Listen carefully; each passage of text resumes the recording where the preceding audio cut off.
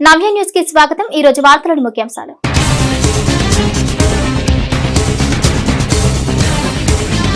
ST కాలనీలో మౌలిక సౌకర్యాల కల్పనపై దృష్టి సారించండి। ఎస్టీ కాలనీల అభివృద్ధిపై సంబంధిత శాఖ అధికారుల సమావేశంలో జిల్లా కలెక్టర్ వెంకటమురళి।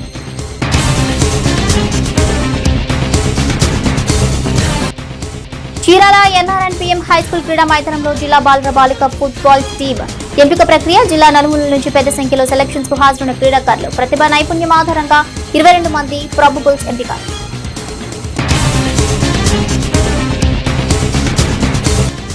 అన్నార్థులకు అండగా అన్న క్యాంటీన్ల ఏర్పాట్లపై అన్ని వర్గాల ప్రజల హర్షం।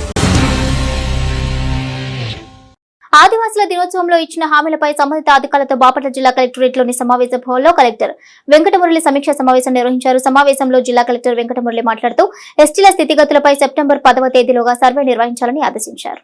ఎస్టీ కాలనీలో తాగునీరు, విద్యుత్, రహదారులు, కాల్వలు ఏర్పాటు చేయాలని బాపట్ల జిల్లా కలెక్టర్ జె వెంకటమురళి ఆదేశించారు। ఆదివాసుల దినోత్సవంలో ఇచ్చిన హామీలపై సంబంధిత అధికారులతో బాపట్ల జిల్లా కలెక్టరేట్లోని సమావేశ హాల్లో కలెక్టర్ వెంకటమురళి సమీక్ష సమావేశం నిర్వహించారు। సమావేశంలో జిల్లా కలెక్టర్ వెంకటమురళి మాట్లాడుతూ ఎస్టీల స్థితిగతులపై సెప్టెంబర్ 10వ తేదీలోగా సర్వే నిర్వహించాలని చెప్పారు। 2011 నుంచి ఆధార్ కార్డుల పంపిణీ జరుగుతున్నప్పటికీ ఎస్టీలకు నేటికి ఆధార్ కార్డులు అందకపోవడం బాధాకరమన్నారు। అధికారుల నిర్లక్ష్యంతోనే ఆధార్ కార్డులు ఇంతవరకు అందుకోలేకపోయారన్నారు। దీంతో ఎస్టీలకు సంక్షేమ ఫలాలు అందటం లేదన్నారు। ఆధార్ కార్డులు లేని ఎస్టీలను గుర్తించి యుద్ధ ప్రాతిపదికన ఆధార్ కార్డులు జారీ చేయాలన్నారు। ఇందుకు అవసరమైన జనన ధృవీకరణ పత్రాల జారీ కొరకు స్పెషల్ డ్రైవ్ చేపట్టాలన్నారు। ఎస్టీలు నివాసం ఉండే ప్రాంతాల్లో కనీస వసతులు కల్పించాల్సిన బాధ్యత అధికారులపై ఉందన్నారు। శ్మశాన స్థలాలు లేని కాలనీలను గుర్తించి తక్షణమే స్థలం కేటాయించాలన్నారు। కావూరివారిపాలెంలో కుందేరు వాగుపై బ్రిడ్జ్ నిర్మించి ఎస్టీల కాలనీలకు మార్గం ఏర్పాటు చేయాలన్నారు। మత్స్యవేటకు వెళ్లే ఎస్టీలకు లైసెన్స్లు ఇవ్వాలన్నారు। సమావేశంలో డిఆర్ఓ సత్యబాబు, జిల్లా గిరిజన సంక్షేమ శాఖ అధికారి దూర్జటి ఆర్టీఓలు జి రవీందర్, హేలా షారోన్, అనుబంధ శాఖల అధికారులు తదితరులు పాల్గొన్నారు। కాలువల వెంట ప్రభుత్వ కార్యాలయాలు, ప్రభుత్వ స్థలాల్లో మొక్కలు నాటాలన్నారు। ఇప్పటికైనా అందుబాటులో ఉన్న చెట్లు, వనరులను కాపాడి పర్యావరణాన్ని పరిరక్షిస్తే భావితరాలు మనుగడ సాగించగలవన్నారు। మీరేం చేస్తారంటే ఈ వీళ్ళందరికీ సెక్రటేరియట్ లో ఉన్న వాళ్ళకి కన్సర్న్ ఎంపీడీఓలకి you take a TC combined with DLD అని మీరు పాపులర్ గా తీసుకెళ్ళండి పబ్లిక్ లోకి। ఇంటింటికి సచివాలయం ఎంప్లాయీస్ వస్తారు, ఇంటింటికి ఎవరికైతే ఆధార్ లేదో, బుడ్డోడికి లేదో, పెద్దోడికి లేదో, ఎవరికి లేదో మీరు వాళ్ళ పేర్లని ఇవ్వండి, వాళ్ళు లిస్ట్ అవుట్ చేస్తారు అని చెప్పి ఇదొకటి మీరు పాపులర్ చేయండి। సెకండ్, మీరు షెడ్యూల్ ఏదైతే చేస్తారో మెషిన్ ఏ రోజు ఎక్కడికి పోతుంది, ఎక్విప్మెంట్ అనేది ఆ షెడ్యూల్ కూడా వీళ్ళకి ఇచ్చేయండి। వీళ్ళకి కూడా పర్లేదు, నాకు ఎన్రోల్ చేయించండి। మీరు వాళ్ళకి ఇచ్చేటప్పుడు కూడా ఒక ఫార్మాట్ డిజైన్ చేసి ఇవ్వండి ఈ సర్వే టీంలకి। ఆ ఫార్మాట్ లో ఏమైనా ఉంటుంది, నెవర్ ఎన్రోల్డ్ అంటే తెలుగులోనే రాయండి, ఎప్పుడు నాది ఎన్రోల్ కాలేదు, నేను కొత్తగా ఎన్రోల్ చేయించుకోవాలి, ఎన్రోల్ అయింది, నా కార్డు పోగొట్టుకున్నాను, నా కార్డు నెంబర్ జెరాక్స్ ఉంది, నంబర్ ఇది, లేదా నా కార్డుతో పాటు ఉన్న కనెక్ట్ అయిన నా ఫోన్ ఉంది, కాంటాక్ట్ నెంబర్, అలాగా రెండోది। ఇంకా మూడో కేటగిరీ ఎవరు, పోగొట్టుకున్న వాళ్ళు బర్త్ సర్టిఫికేట్, నాకు కొత్తగా ఎన్రోల్ కావాలి కానీ నా దగ్గర బర్త్ సర్టిఫికేట్ లేదు। ఈ మూడు కేటగిరీల్లో ఇన్ఫర్మేషన్ పర్ఫెక్ట్ గా వచ్చే విధంగా ఫార్మాట్ డిజైన్ చేయండి, సింగిల్ ఫార్మాట్। ఆ ఫార్మాట్ లో మన ఎంప్లాయీ సచివాలయం, మనమే సచివాలయం ఎంప్లాయీ అనుకుని మనమే ఇంటి దగ్గరికి వెళ్తే ఎట్లాంటి క్వశ్చన్స్ వేసి ఏ ఇన్ఫర్మేషన్ రాబట్టాలి, ఎలా క్లియర్ గా ఇన్ఫర్మేషన్ రావాలి। ఆ వచ్చినటువంటి ఇన్ఫర్మేషన్ లో ఏవైతే పోగొట్టుకోలేదు, బర్త్ సర్టిఫికేట్ కూడా అనేది ఉంది, ఇంకా ఇమీడియట్ గా వాడు స్టూడెంట్ లాంటి వాడు అవ్వచ్చు, ఇంకేదో ఇమీడియట్ గా వాళ్ళని ఎన్రోల్ చేయించవచ్చు। వాళ్ళన్నింటినీ మీరు ఆ మిషన్ లో అక్కడికి తెచ్చుకొని ఎన్రోల్ చేసేయండి। That is first task. Second task, మీరు బర్త్ సర్టిఫికేట్లు ఎంతమందికి అయితే లేవో ఆ డేటా అంతా కూడా కలెక్ట్ చేసి ముగ్గురు ఆర్డీఓలకి షేర్ చేస్తారు। సో ఆర్డీఓలు ఏం చేస్తారంటే ఆ కన్సర్న్ తహసీల్దార్లకి, ఆర్ఐలు, బిఆర్ఓలకి చెప్పేసి వాళ్ళ చేత అప్లై చేయించేస్తారు। మీరు ఆర్డీఓలు ముగ్గురు ఆ పని చేయాలి, అప్లై చేయించేసుకొని వాళ్ళకు వితిన్ 30 days లేదా కుదిరితే 10 రోజులకి ఇద్దాం, ఏమవుతుంది, 30 days అనేది మనకు గవర్నమెంట్ ఇచ్చిన టైం। మనం 5 days లో ఇస్తే కూడా గవర్నమెంట్ మనల్ని ఎందుకు ఇచ్చామన్నా 30 దాటద్దు అనేది ఉంది, 30 లోపల ఎప్పుడైనా ఇవ్వచ్చు। ఇక్కడికి వచ్చిన ఇన్ఫర్మేషన్ త్రూ తహసీల్దార్స్ విఆర్ఓకి వెళ్ళిపోవాలి, విఆర్ఓలు జస్ట్ 1 day లోనే ఎంక్వైరీ చేసేసుకొని వాళ్ళని ఏమైనా డాక్టర్ దగ్గర పంపించుకుంటారా ఏమో చేసుకొని ఆ సర్టిఫికేట్ అనేది ఇష్యూ అయిపోవాలి। చీరాల ఎన్ఆర్ఎన్పీఎం హైస్కూల్ క్రీడా మైదానంలో బాపట్ల జిల్లా ఫుట్బాల్ అసోసియేషన్ ఆధ్వర్యంలో జిల్లా బాలుర బాలికల ఫుట్బాల్ టీం సెలక్షన్స్ జరిగాయి। సెలక్షన్స్ కు జిల్లా నలుమూలల నుంచి సుమారు 70 క్రీడాకారులు హాజరయ్యారు। గ్రామీణ స్థాయిలోని క్రీడాకారులను అత్యుత్తమ క్రీడాకారులుగా తీర్చిదిద్దటమే లక్ష్యంగా జిల్లా స్థాయిలో ఫుట్బాల్ టీం సెలక్షన్స్ ను పారదర్శకంగా నిర్వహిస్తున్నట్టు జిల్లా ఫుట్బాల్ అసోసియేషన్ కోఆర్డినేటర్ దేవదాస్ అన్నారు. చీరాల ఎన్ఆర్ఎన్పీఎం హైస్కూల్ క్రీడా మైదానంలో బాపట్ల జిల్లా ఫుట్బాల్ అసోసియేషన్ అధ్యక్షులు విజయ్ కుమార్ ఆదేశాల మేరకు ఫుట్బాల్ అసోసియేషన్ ఆధ్వర్యంలో జిల్లా బాలుర బాలికల ఫుట్బాల్ టీం సెలక్షన్స్ జరిగాయి.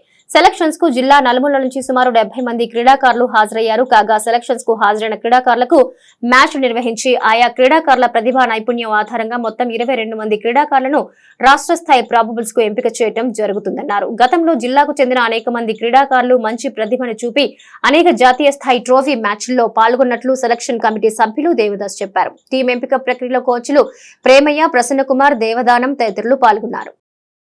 సీనియర్స్, ఉమెన్స్ మరియు బాయ్స్, మెన్, ఉమెన్స్ టోర్నమెంట్ జరుగుతుంది. సీనియర్ జట్టు జిల్లా తరపు నుంచి స్టేట్ లెవెల్కి వెళ్ళి స్టేట్ లెవెల్లో మంచి పర్ఫార్మెన్స్ ఇచ్చి నేషనల్కి కూడా పాల్గొంటారని చుట్టుపక్కల జిల్లా చుట్టుపక్కల నుంచి చాలామంది కనీసం 70 మంది 80 మంది వచ్చున్నారు. వాళ్ళకి గేమ్ పెట్టి వాళ్ళ మెరిట్ అయిన వాళ్ళని తీసి 22 మెంబర్స్ని తీసి వాళ్ళని స్టేట్ లెవెల్కి పంపించడం జరుగుతుంది. Last year Santosh trophy national 2 players ఆడున్నారు. ఈసారి కూడా ఇంకొక 2 పంపించి జిల్లాకి మంచి పేరు తీసుకురావాలని ఇద్దరితో ముగిస్తున్నాను. అందరికీ నమస్కారం. ఈరోజు మన బాపట్ల జిల్లా ఫుట్బాల్ అసోసియేషన్ వారి ఆధ్వర్యంలో మన చీరాల ఎన్ఆర్పిఎం స్కూల్లో men and women football selection జరుగుతుందండి. ఈ యొక్క సెలక్షన్లో సెలెక్ట్ అయిన వాళ్ళని స్టేట్ లెవెల్లోకి తీసుకెళ్ళడానికి మా యొక్క టోర్నమెంట్ కండక్ట్ చేస్తున్నాం. అలాగే గత కాలంలో కూడా మన ఈ యొక్క ఫుట్బాల్ అసోసియేషన్ తరపు నుంచి బాపట్ల జిల్లా నుంచి సీనియర్ విభాగంలో మనోజ్ కుమార్ గారు అని ఒక కుర్రాడు సంతోష్ ట్రోఫీకి సెలెక్ట్ అవ్వడం జరిగిందండి. ఇతను వచ్చి ఛత్తీస్గఢ్లో ఇతను వచ్చేసి మన మహారాష్ట్రలో ఆడటం జరిగింది.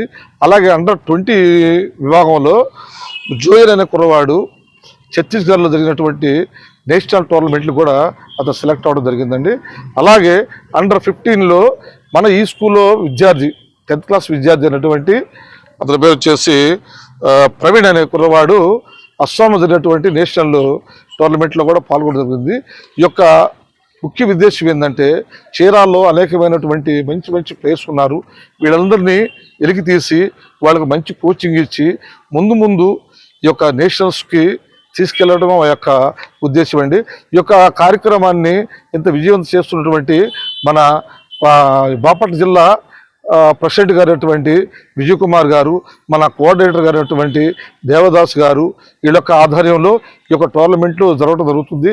అలాగే వీళ్ళకి మన ప్రసన్న కుమార్ గారు మరియు మన బాబాయ్ గారు దేవదానం గారు చక్కగా వాళ్ళకి క్రమశిక్షణతో కూడినటువంటి ప్రాక్టీస్ ఇచ్చి వీళ్ళని ఇలా అన్ని టోర్నమెంట్ పంపించి చాలా కష్టపడి మన చీరాలకి, మన జిల్లాకి, మన రాష్ట్రానికి కూడా పేరు రావడం జరుగుతుందండి.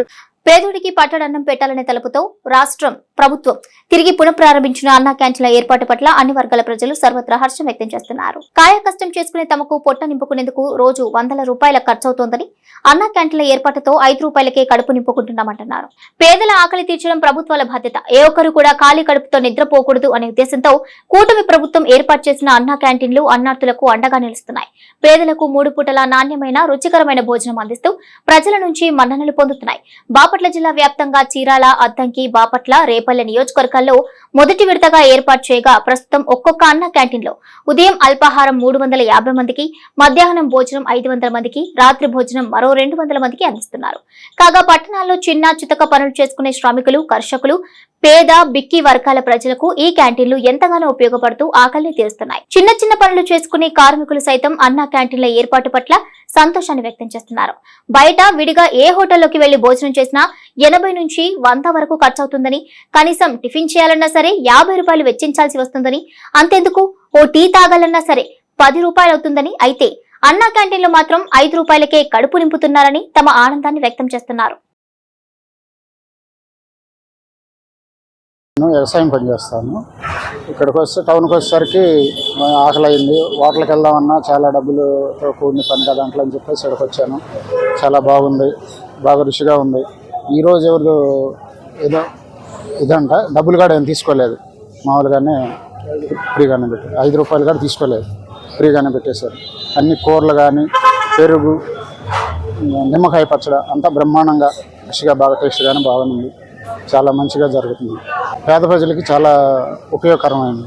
అందరూ చిన్న చిన్న వ్యాపారాలు చేసుకునేవాళ్ళు కానీ, చిన్న ఏదైనా పని చేసుకునేవాళ్ళు, ఏదైనా టౌన్కి వచ్చిన వాళ్ళు ఇట్లాగా నాకులాగా ప్రశాంతంగా తినవచ్చు. ఏ ఇబ్బంది లేకుండా బ్రహ్మాండంగా ఉంది, రుచికరంగా చాలా సంతోషంగా ఉంది. పని చేస్తారు సార్. మా బోటి కుర్రవాళ్ళకి అన్నం తినాలంటే దూరం వెళ్తుంది. ఇక్కడ 5 రూపాయలు భోజనం వచ్చింది కానీ మాకు ప్రశాంతంగా ఉంది సార్. బయట తింటే దాదాపు 150 రూపాయలు అవుతుంది సార్. ఇక్కడైతే 5 రూపాయలు సార్. బాగుంది, బ్రహ్మాండంగా ఉంది సార్.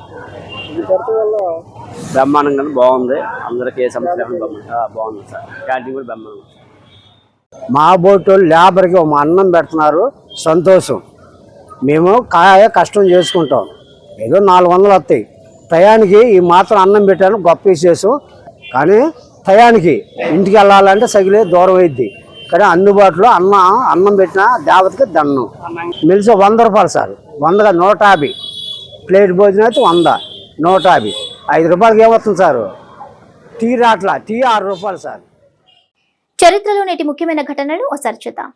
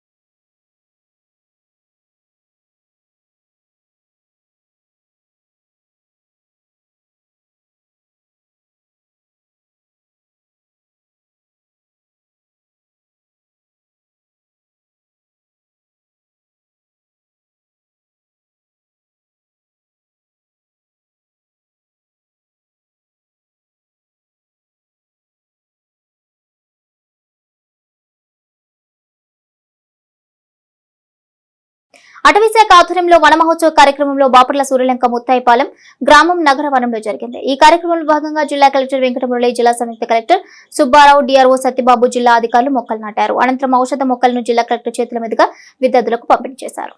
ప్రాణవాయువునిచ్చే చెట్లను కాపాడితే భావితరాల కోసం పర్యావరణాన్ని పరీక్షించవచ్చని బాపట్ల జిల్లా కలెక్టర్ జె వెంకటమురళి తెలిపారు. అటవీశాఖ ఆధ్వర్యంలో వన మహోత్సవ కార్యక్రమంలో బాపట్ల సూర్యలంక ముత్తాయిపాలెం గ్రామం నగర వనంలో జరిగింది. ఈ కార్యక్రమంలో భాగంగా జిల్లా కలెక్టర్ వెంకటమురళి, జిల్లా సంయుక్త కలెక్టర్ సుబ్బారావు, డిఆర్ఓ సత్యబాబు, జిల్లా అధికారులు మొక్కలు నాటారు. అనంతరం ఔషధ మొక్కలను జిల్లా కలెక్టర్ చేతుల మీదుగా విద్యార్థులకు పంపిణీ చేశారు. ఈ సందర్భంగా జిల్లా కలెక్టర్ వెంకటమురళి మాట్లాడుతూ అటవీ సంపద పెరిగితేనే ప్రజలకు మేలు జరుగుతుందని చెప్పారు.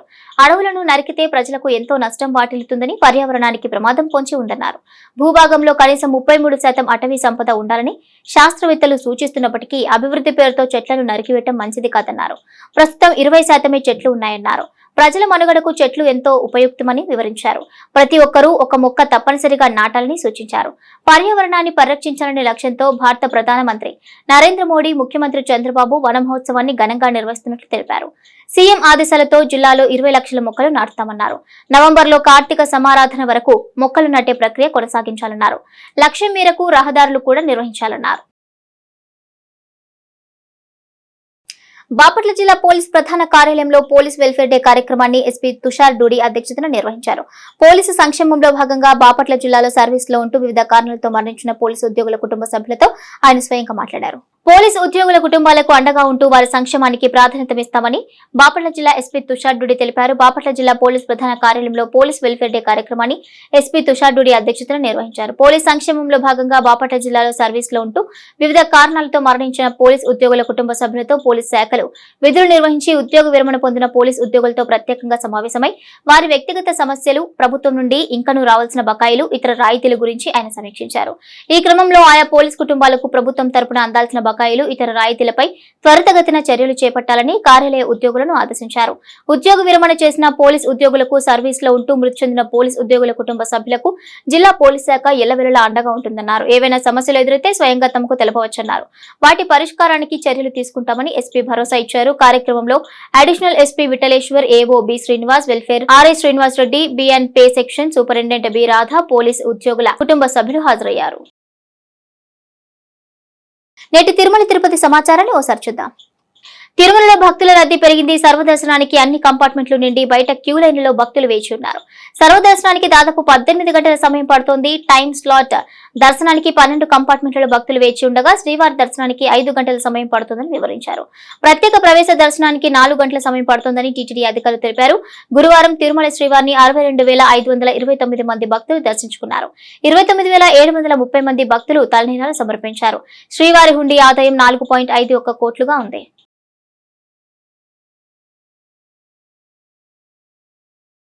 నేటి వాతావరణ సమాచారాన్ని ఒకసారి పరిశీలిద్దాం. ఏపీకి బిగ్ రెయిన్ అలర్ట్. తూర్పు మధ్య బంగాళాఖాతంలో అల్పపీడనం ఏర్పడింది. ఇది శుక్ర, శనివారాల్లో పశ్చిమ వాయవ్య దిశగా కదులుతూ దక్షిణ ఒడిశా, ఉత్తరాంధ్ర తీరాలకు చేరువలోకి వస్తుందని అంచనా వేస్తున్నారు.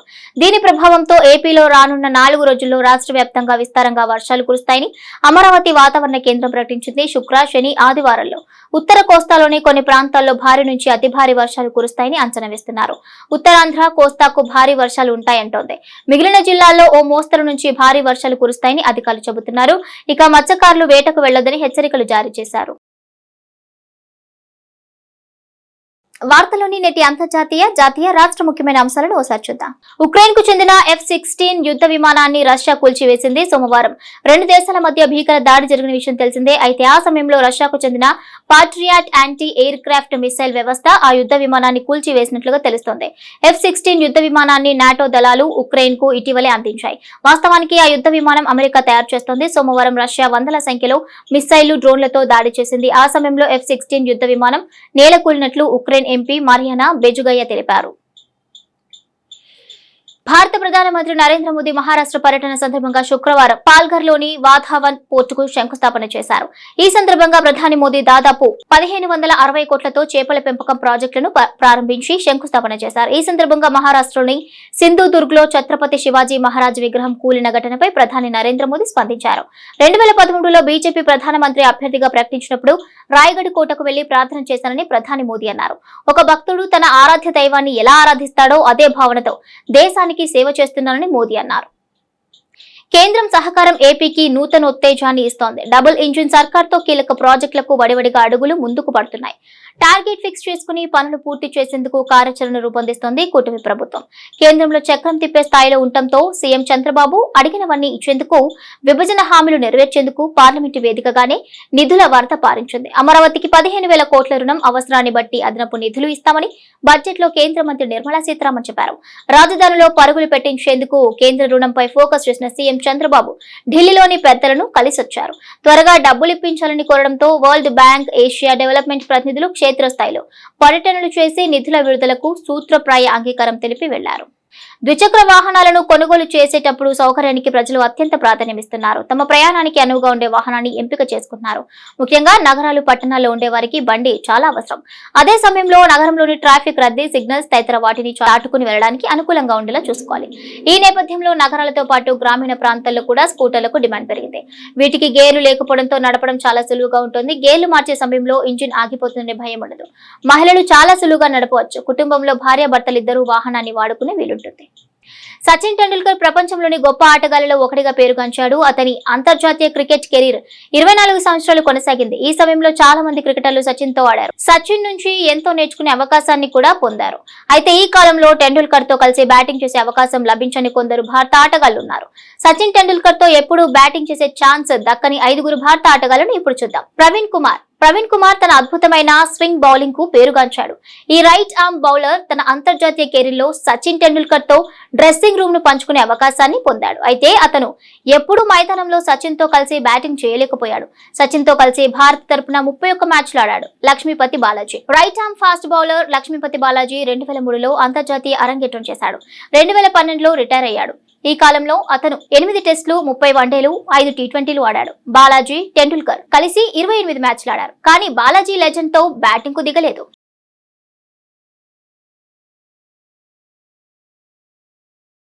నవ్య న్యూస్ ముగించే ముందు ముఖ్యాంశాలు మరోసారి.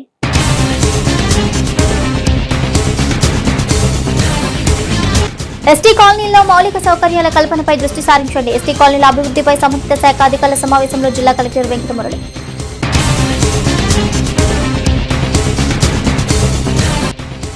చీరాల ఎన్ఆర్ఎన్పీఎం హైస్కూల్ క్రీడా మైదానంలో జిల్లా బాలుర బాలిక ఫుట్బాల్ టీం ఎంపిక ప్రక్రియ. జిల్లా నలుమూలల నుంచి పెద్ద సంఖ్యలో సెలక్షన్స్ కు హాజరైన క్రీడాకారులు. ప్రతిభా నైపుణ్యం ఆధారంగా 22 మంది ప్రాబబుల్స్ ఎంపిక.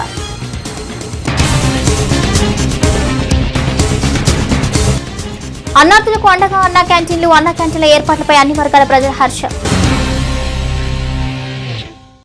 నవ్య న్యూస్ ఇంతటితో సమాప్తం. నమస్కారం.